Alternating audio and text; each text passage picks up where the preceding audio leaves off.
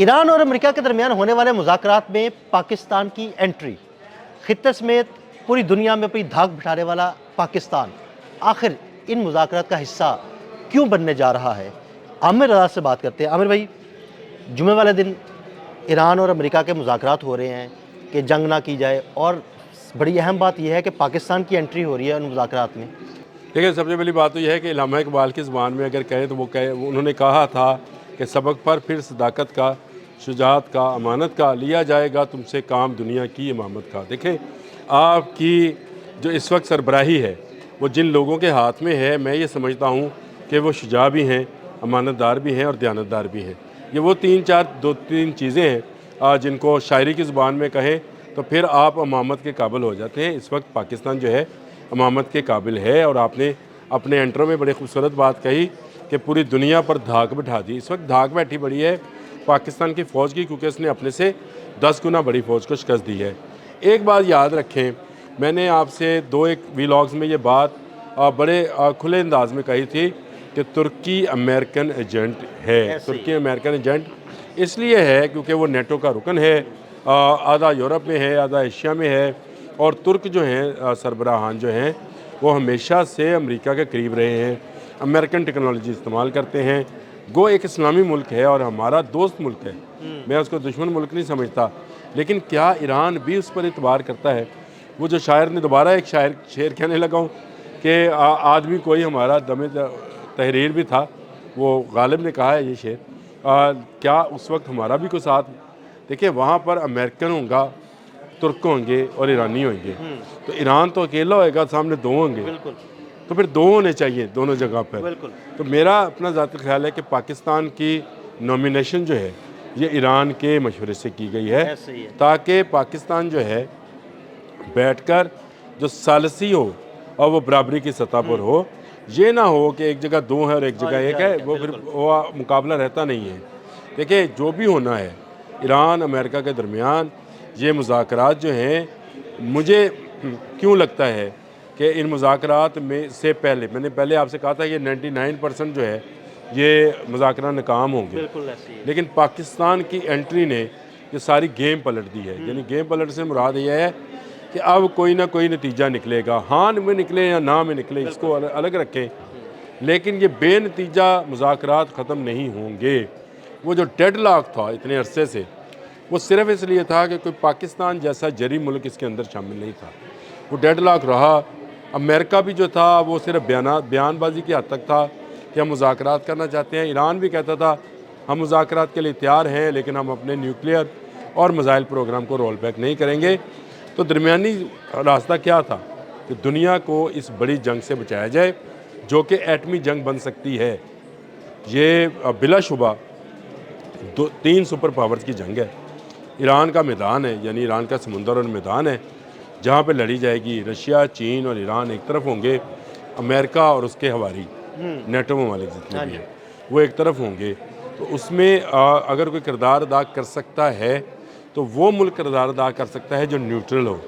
देखिए, ना हम नेटो के रुकन हैं, ना हम ईरान, चीन और रशिया के दादी हैं। और हाँ, ये ज़रूर है कि हमने ख़त्ते में अपने से 10 गुना बड़ी फ़ौज को जो है वो खुलेआम सरेआम शिकस्त दी और इतनी ज़बरदस्त शिकस्त दी कि डोनाल्ड ट्रंप पुकार कर जो है वो कहते हैं मेरा फेवरेट फील्ड मार्शल, मेरा प्राइम मिनिस्टर ऑफ पाकिस्तान, और वो कहते हैं कि 8 जहाज़ गिराए।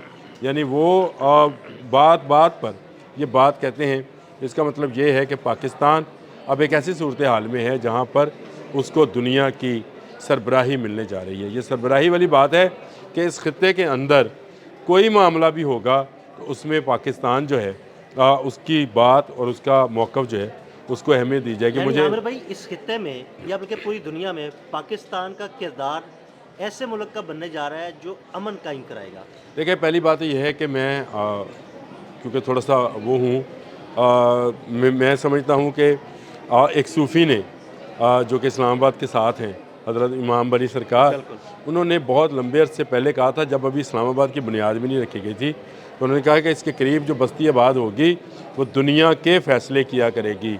याद रखा करें, वलियों की कही हुई बात जो है वो कहीं ना कहीं जाकर ज़रूर पूरी होती नज़र आती है, क्योंकि वो جو بات کرتے ہیں وہ اپنی اس ریاضت کے سر پہ کرتے ہیں جو اللہ تعالیٰ نے ان کو ودیت کی ہوتی ہے، اور وہ اللہ کے وہ نیک بندے ہیں جن کے گو کہ وہ قبروں میں چلے گئے لیکن ان کی قبریں آج بھی جاگتی ہیں، اور وہاں پر لوگ ہر وقت جو ہے قرآن پاک کی تلاوت اور درود پاک جو ہے پڑھتے رہتے ہیں۔ میں خود بھی جا کے میں کئی دفعہ میں تو پرانا مزار بھی دیکھا، نیا بھی دیکھا، میں نے دیکھا، لیکن آج دنیا کی ثالثی پاکستان کے بغیر نہیں ہوگی۔ میں آپ کو بتا دوں وہ وقت دور نہیں ہے جب یورپ کے فیصلے بھی پاکستان کو شامل کر کے کیے جائیں گے، جب امریکہ اور رشیا کے معاملات پر بھی پاکستان کو ثالث بنایا جائے گا۔ اگر آپ نیوٹرل ہیں، اگر آپ کسی ایسی تنظیموں میں جو کہ جنگی نوعیت کی ہیں نہیں پھنستے ہیں اور آپ نیوٹرل رہ کر کام کرتے ہیں، تو پھر لوگ آپ کی رسپیکٹ کرتے ہیں، اور یہ آپ کا وہ پہلو ہے جس کو ہم ترس رہے تھے کہ کیا پاکستان کبھی اتنا اہم ہو جائے گا کہ امریکہ جیسے ملک کو بھی اس کی ضرورت رہے گی، کیا اتنا اہم ہوگا کہ اسلامی ممالک اس کو اپنی سربراہی کے لیے منتخب کریں گے؟ تو آپ کو آج نظر آ گیا۔